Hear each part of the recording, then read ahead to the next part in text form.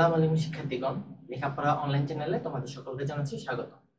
আজকে আমরা রসায়নের তৃতীয় চ্যাপ্টারের একটি গুরুত্বপূর্ণ টপিক নিয়ে আলোচনা করব, যেটি হচ্ছে ইলেকট্রন বিন্যাস। ইলেকট্রন বিন্যাস পুরো জীবনের জন্য একটি গুরুত্বপূর্ণ টপিক, কেননা ইলেকট্রন বিন্যাস ছাড়া কেমিস্ট্রি বুঝতে আসলে অসম্ভব। কেমিস্ট্রির যেসব ছোটখাটো টপিক রয়েছে তা বুঝতে অবশ্যই ইলেকট্রন বিন্যাস দরকার হয়। তো ইলেকট্রন বিন্যাসের এই টপিকটা আমাদের পঞ্চম লেকচারের অন্তর্ভুক্ত। চলো শুরু করা যাক। তো যেটি বলছিলাম, আমাদের আজকের টপিক হচ্ছে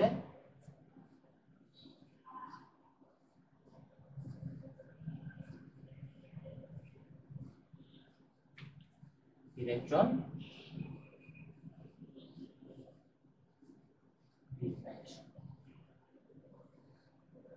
আচ্ছা, ইলেকট্রন বিন্যাস জিনিসটা আসলে কি, মানে ইলেকট্রন বিন্যাসটা আমরা কেন করব, এটা আগে জানা জরুরি। আমরা সকলে কিন্তু বিল্ডিং এ থাকি, আমাদের নিজস্ব বাসা রয়েছে, একটি বিল্ডিং রয়েছে এবং একটি বাসা রয়েছে। অনেকের হচ্ছে বিল্ডিং নাও থাকতে পারে, অনেকের হচ্ছে হয়তো একতলা দুতলা বাড়িতে তারা থাকতে পারে একজন মিলে। তাও তো একটা বাসাতে তোমরা থাকো, একটা বাসাতে তোমরা থাকো। আমাদের বাসায় কি থাকে? রুম থাকে। আবার বিল্ডিং এ কি থাকে? বিল্ডিং এ বিভিন্ন ফ্লোর থাকে। তোমরা কিন্তু কেউ যে কোনো ফ্লোরে চাইলে থাকতে পারো না, তোমাদের জন্য নির্দিষ্ট একটি ফ্লোর থাকে এবং সেই ফ্লোরে তোমরা থাকো, সেই ফ্লোরে একটি ফ্ল্যাটে তোমরা থাকো। এবং দেখা যায় যে রুমও তোমাদের জন্য সেপারেট থাকে মাঝে মধ্যে। হ্যাঁ, অনেক সময় এই দিকে দিয়ে আমরা রুমে যাতায়াত করি, কিন্তু ধরো নিজেদের জন্য মাঝে মধ্যে কিছু রুম ফিক্সড থাকে। এই যে আমরা যে থাকতেছি, আমরা কোথায় থাকতেছি? একটা বিল্ডিং এ থাকতেছি, তারপর হচ্ছে রুমের ভিতরেও থাকতেছি। থাকার জন্য আমাদের ফিক্সড কিছু জায়গা আছে। তো এভাবে কি আমরা এভাবে আমাদের কি বিন্যাস করা হয় না? তেমনি হচ্ছে ইলেকট্রনেরও বিন্যাস করা হয়। ইলেকট্রন কিন্তু চাইলে যে কোনো কক্ষপথে থাকতে পারে না। কক্ষপথের টপিক যেহেতু উঠছে, তোমরা জানো কক্ষপথ কি জিনিস? নিউক্লিয়াসের চারপাশে যেখানে হচ্ছে ইলেকট্রন গুলো ঘুরতে থাকে তাকে বলতেছে কি? কক্ষপথ। এটা হচ্ছে যদি আমার নিউক্লিয়াস হয়, নিউক্লিয়াসকে আমি এন দিয়ে লিখলাম, তার চারপাশে এরকম বিভিন্ন কক্ষপথ থাকে, বিভিন্ন কক্ষপথ থাকে। এখানে কি থাকে? ইলেকট্রন গুলো থাকে এখানে। তো বললাম এই কক্ষপথে এখানে ইলেকট্রন আছে, আর এখানে হচ্ছে এই ইলেকট্রন গুলো রয়েছে।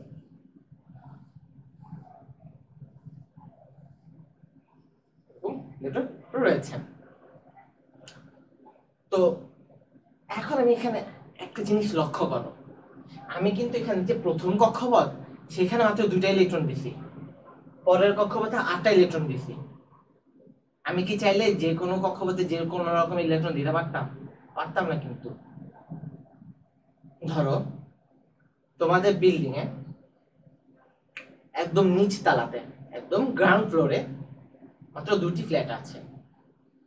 গ্রাউন্ড ফ্লোর থেকে যখন তোমরা দোতলা যাবে তখন দেখা গেল 3টি ফ্লোর আছে। আবার দেখা গেলে উপরের তলায় গেলে দেখবে যে হয়তো তোমাদের কাছে 4টা ফ্লোর থাকতে পারে। অনেক সময় এগুলো আমরা যদি ফ্লোর দিয়ে চিন্তা করি, তাহলে প্রত্যেক ফ্লোরে হচ্ছে ফ্ল্যাট সংখ্যা সমান থাকে। কিন্তু আমরা চিন্তা করতে বলতেছি তোমাদেরকে, ধরো প্রথম গ্রাউন্ড ফ্লোরে 2টি ফ্ল্যাট, তারপরে ফার্স্ট ফ্লোরে 3টি ফ্ল্যাট এবং সেকেন্ড ফ্লোরে 4টি ফ্ল্যাট রয়েছে। এখন গ্রাউন্ড ফ্লোরে 2টি ফ্ল্যাটে যে সংখ্যক মানুষ ধারণ করতে পারবে, তার চেয়ে আরো বেশি সংখ্যক মানুষ কি উপরে ফ্ল্যাটগুলোতে থাকতে পারবে না? অর্থাৎ নিচের তো আমাদের কয়টি ফ্ল্যাট রয়েছে বললাম? গ্রাউন্ড ফ্লোরে 2টি ফ্ল্যাট। তো সেখানে যতগুলো মানুষ থাকতে পারবে, তার উপরের তলা মানে হচ্ছে ফার্স্ট ফ্লোরে 3টি ফ্ল্যাট রয়েছে, সেখানে কি আরো বেশি মানুষ থাকতে পারবে না? তারপর সেকেন্ড ফ্লোরে 4টি ফ্ল্যাট, সেখানে কি আরো বেশি মানুষ থাকতে পারবে না? অবশ্যই পারবে। এই যে আমাদের কি ফ্ল্যাট সংখ্যা বাড়ার সাথে সাথে যে মানুষের সংখ্যা আমরা বৃদ্ধি করতে পারতেছি, তাহলে সেটা কি আমাদের জায়গা বৃদ্ধি পাওয়ার জন্য মানুষের সংখ্যা বৃদ্ধি পাচ্ছে না? তেমনি এই ইলেকট্রনেরও বলতে পারি প্রথম তলায় আমাদের কাছে একটি ফ্ল্যাট রয়েছে, একটি ফ্ল্যাটে হচ্ছে 2জন মানুষ থাকতে পারে, অথবা 2টি ফ্ল্যাট রয়েছে, 2টি ফ্ল্যাট ছোট ছোট জায়গা, 2টি মানুষ থাকতে পারে। সেকেন্ড ফ্লোরে দেখো কয়টি ইলেকট্রন রয়েছে, অর্থাৎ দ্বিতীয় কক্ষপথে কয়টা ইলেকট্রন রয়েছে দেখতে দেখতে 1 2 3 4 5 6 7 8টা। তো ধরলাম এখানে ধরো 4টা ফ্লোর এভাবে আছে, তো প্রত্যেক ফ্লোরে ধরো 4টা ফ্ল্যাট আছে, প্রত্যেক ফ্ল্যাটে 2 জন করে রয়েছে। এখন ইলেকট্রনের এই যে আমরা যেটাকে ফ্ল্যাট বলতেছি, এই ফ্ল্যাটগুলো কিন্তু কক্ষপথ বৃদ্ধির সাথে সাথে বৃদ্ধি পায়, মানে ফ্ল্যাটগুলো বৃদ্ধি পায়। আমি তোমাদেরকে যদি ছোট মানে এটা কেন বৃদ্ধি পায়, অর্থাৎ ধারণ ক্ষমতাটা বেশি হয় কেন, যদি আমি একদম কমন সেন্স দিয়ে তোমাদের বুঝাই, একটু একটা বৃত্ত আঁকলাম, আমি দুটির মধ্যে কোনটি বড়? অবশ্যই এটি বড়। তো এখানে জায়গা বেশি নাকি এখানে জায়গা বেশি? অবশ্যই এখানে জায়গা বেশি। তাহলে কোনো কিছু যদি আমরা এই দুটোর মধ্যে আটাতে চাই তাহলে কি অবশ্যই এখানে বেশি আটবে। যদি ইলেকট্রনের কথা চিন্তা করি, ইলেকট্রন এখানে বেশি থাকতে পারবে নাকি এখানে বেশি থাকতে পারবে? অবশ্যই এখানে বেশি থাকতে পারবে, কারণ কি এখানে জায়গা আমার বেশি। এইভাবে কক্ষপথ বৃদ্ধির সাথে সাথে কক্ষপথ যখন বৃদ্ধি পেতে থাকে, দ্বিতীয় কক্ষপথ, তৃতীয় কক্ষপথ, চতুর্থ কক্ষপথ, এরকম যখন কক্ষপথগুলো সংখ্যা বাড়ে তখন হচ্ছে এদের আকার বড় হতে থাকে, এদের ব্যাসার্ধ বৃদ্ধি পেতে থাকে। এই যে ধরো এটাকে বললাম হচ্ছে আমরা প্রথম কক্ষপথ, এটাকে আমরা বলতেছি ফার্স্ট অরবিট, প্রথম শক্তি স্তর। ওকে, এটাকে ধরতেছি হচ্ছে আমরা দ্বিতীয় শক্তি স্তর। তাহলে প্রথম শক্তি স্তরের তুলনায় দ্বিতীয় শক্তি স্তরের কি এই যে ব্যাসার্ধটা কি বেশি না? বেশি হওয়ার কারণে কি এখানে জায়গাটা বেশি, তাহলে কি এখানে ইলেকট্রন আটতে পারবে? অবশ্যই পারবে। তো এই যে এই কক্ষপথ বৃদ্ধির সাথে সাথে ইলেকট্রনের ধারণ ক্ষমতাটাও বৃদ্ধি পেতে থাকে। তো এটাকে আমরা কিভাবে প্রকাশ করব? যে আমরা কি চাইলে মানে ইচ্ছা মতো আটাতে পারবো? ধরো এখানে কম আটালাম, এখানে বেশি আটাতে পারবো? অবশ্যই পারবো না। বিভিন্ন কক্ষপথ কিছু নির্দিষ্ট সংখ্যক ইলেকট্রন ধারণ করে। এখন কতগুলো ইলেকট্রন ধারণ করতে পারবে সেটি জানার জন্য একটা সূত্র আছে, সেই সূত্রটাকে বলা হচ্ছে 2n স্কয়ার। এখন ভাই এখানে n কি?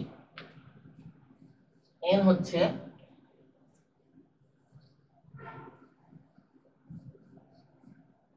কক্ষপথ 1 2 3 4 অনেক কিছু হতে পারে। তাহলে এই সূত্র দিয়ে আমরা কি বলতে পারি? প্রথম কক্ষপথে তাহলে যদি আমাদের n = 1 হয়, n = 1 হলে 2n স্কয়ার এটি ইকুয়াল কত আসবে? আমরা n এর জায়গায় জাস্ট 1 বসাই দিব, তাহলে হচ্ছে 1 স্কয়ার 2 * 1 স্কয়ার অর্থাৎ 2। অর্থাৎ দেখো n = 1, অর্থাৎ কক্ষপথ যখন 1, কক্ষপথের সংখ্যা যখন 1, তখন ইলেকট্রন কয়টি আটতেছে? এখানে দুটি।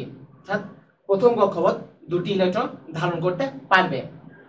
ঠিক তেমনি যদি আমরা n = 2 বসাই, তখন হচ্ছে আমাদের 2n স্কয়ার হয় 2 *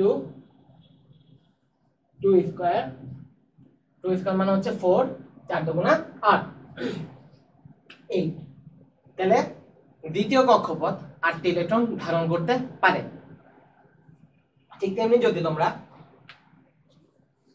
n = 3 বসাও, তখন 2n স্কয়ার হবে হচ্ছে, আমরা যদি দেখি 2 * 3 স্কয়ার, 3 স্কয়ার মানে হচ্ছে 9, 9 × 18 18। ঠিক তেমনি যদি তোমরা n = 4 বসাও, তখন দেখবে এই সূত্রে অ্যাপ্লাই করলে দেখবে 2n স্কয়ারের মানটা হবে হচ্ছে 32। তাহলে দেখতেছো n = 1 হলে 2n স্কয়ার আসে হচ্ছে 2, n = 2 হলে 2n স্কয়ার আসে হচ্ছে 8, n = 3 হলে 2n স্কয়ার আসে হচ্ছে 18 18, আর n = 4 হলে 2n স্কয়ার হয় হচ্ছে 32 32। তাহলে এখান থেকে আমরা যেটা বুঝতে পারতেছি, প্রথম কক্ষপথে ইলেকট্রন দুটি আটতে পারবে, দ্বিতীয় কক্ষপথে ইলেকট্রন 8টি আটতে পারবে, তৃতীয় কক্ষপথে ইলেকট্রন 18টি আটতে পারবে, চতুর্থ কক্ষপথে ইলেকট্রন 32টা থাকতে পারবে। তো ইলেকট্রন হচ্ছে এভাবেই বিন্যাস করা হয়। এখন ইলেকট্রন কি, এই আমরা যদি ইলেকট্রন বিন্যাসটা যদি করতে চাই আসলে তখন কি করব? ধরো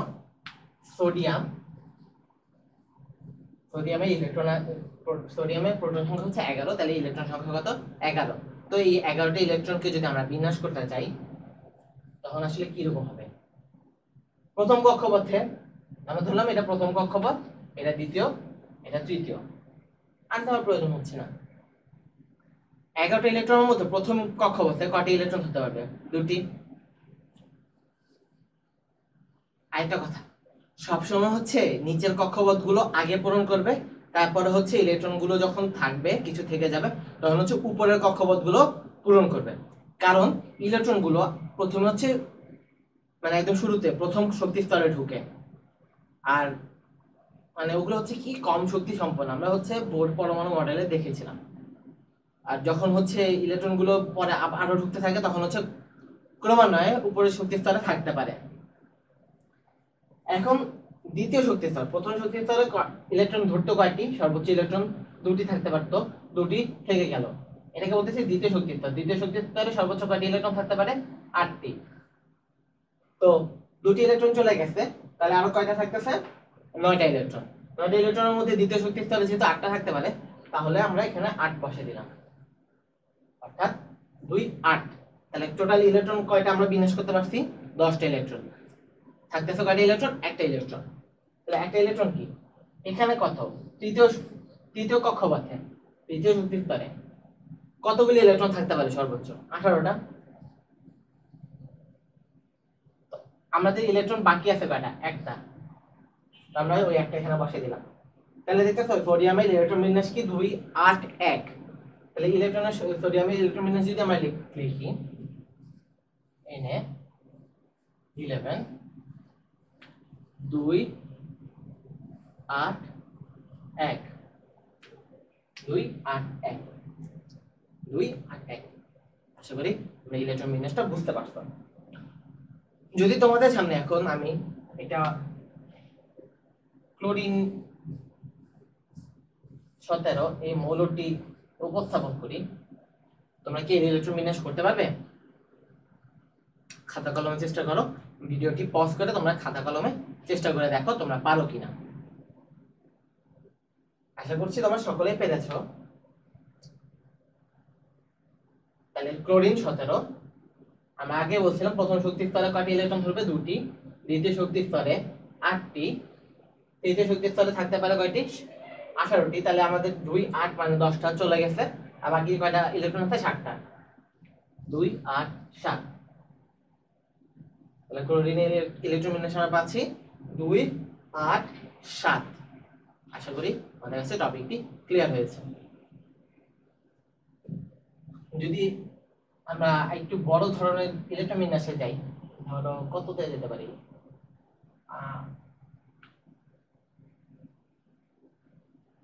ধরলাম আমরা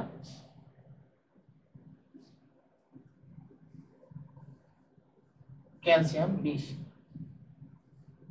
এর ইলেকট্রন বিন্যাস যদি তোমাদের করতে দেই, তোমরা এখন মুখস্থ করে দিবে কি 2 8। তাহলে আর কত কয়টি বাকি থাকে? 12টি। তাহলে তোমরা এখানে লিখে দিবে কি 12। দেখো কি হয়, প্রথম শক্তি স্তরে দুটি থাকতেছে, দ্বিতীয় শক্তি স্তরে 8টি, তৃতীয় শক্তি স্তরে তাহলে কয়টি থাকতে পারে? টোটাল 18টি। তো 18টি থাকতে পারলে বাকি 12টা তো এখানে বসিয়ে দিতে পারি আমরা, তাই না?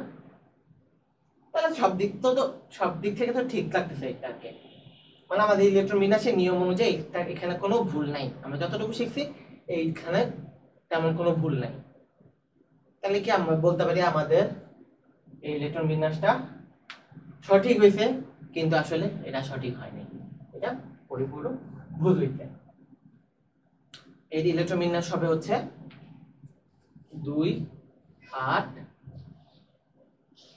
8 16 17 18 2। ভাই এখানে 2 8 8 2 কেন দিয়েছেন? আমরা তো জানি তৃতীয় শক্তি স্তরে 12টা 18টা থাকতে পারে, তাহলে এখানে আমরা 8টা দিয়েই কেন চতুর্থ শক্তি স্তরে গেলাম? সত্যি এটা কারণ কারণ জানতে হলে তোমাদের আরেকটা ছোট টপিক পড়তে হবে, যার নাম হচ্ছে অরবিটাল। অরবিটালটা কি জিনিস? অরবিটাল হচ্ছে উপশক্তি স্তর। অরবিটাল হচ্ছে উপশক্তি স্তর। উপশক্তি স্তর জিনিসটা আবার কি? এই যে আমি তোমাদেরকে আলোচনা করছিলাম যে আমরা তো ফার্স্টে কি এগুলোকে হচ্ছে একটা ফ্লোরের সাথে কল্পনা করছি, রাইট? এই 2 8 8 সরি যে শক্তি স্তরগুলোকে এগুলোকে একটা ফ্লোরের সাথে কল্পনা করছিলাম। তো ফ্লোরের ভিতরে কি ফ্ল্যাট থাকে, ফ্ল্যাটের ভিতরে কি রুম থাকে। তো ফ্ল্যাটের ভিতরে কিভাবে মানুষ থাকে, কিভাবে মানুষ বিন্যস্ত থাকে সেটা আমরা দেখাইনি।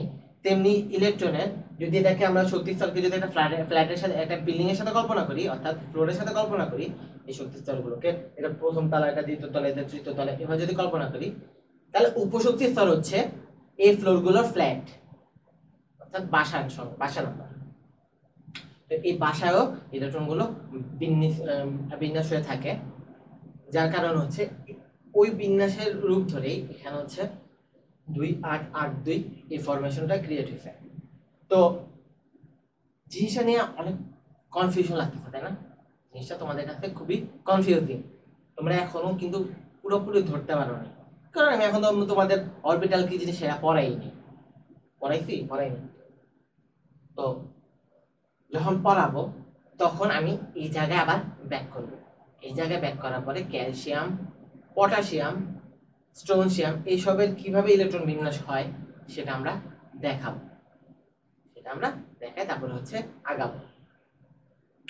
আশা করি একটু পর্যন্ত বুঝতে পারছো। অর্থাৎ তোমাদেরকে এতক্ষণ যেটুকু জ্ঞান আমি দিয়েছি, যে পর্যাপ্ত জ্ঞানটুকু দিয়েছি, সেটুকু দিয়ে তোমরা হচ্ছে জাস্ট শক্তি স্তর দিয়ে তোমরা ইলেকট্রন বিন্যাস করতে পারবে, কিন্তু সবগুলো না। কতটুকু? তোমরা জাস্ট আর্গন 18 এই পর্যন্ত ইলেকট্রন বিন্যাস করতে পারবে, অর্থাৎ হাইড্রোজেন থেকে আর্গন পর্যন্ত ইলেকট্রন বিন্যাস করতে পারবে। এতক্ষণ যেটুকু আমরা শিখেছি এই 2 8 8 10 এরকম করে শক্তি স্তর দিয়ে। উপশক্তি স্তর দিয়ে এখনো তোমরা শুরু করোনি। তো আশা করছি নেক্সট লেকচারের ভিডিওতে আমি তোমাদের দেখাবো যে উপশক্তি স্তর কি জিনিস, উপশক্তি স্তরের মাধ্যমে কিভাবে ইলেকট্রন বিন্যাস হয়, এবং তখন হচ্ছে আমরা দেখাবো যে এই আর্গনের উপরের যে পরমাণুগুলো রয়েছে সেগুলোকে কিভাবে শক্তি স্তর এবং উপশক্তি স্তর দুটির মাধ্যমে বিন্যাসটা দেখানো সম্ভব। আশা করছি এই পর্যন্ত তোমরা বুঝতে পারছো, ইলেকট্রন বিন্যাস সম্পর্কে তোমরা কিছুটা হলেও ধারণা পেয়েছো। আমাদের সাথে থাকার জন্য ধন্যবাদ। পরবর্তী লেকচার ভিডিওগুলো দেখার আমন্ত্রণ রইল।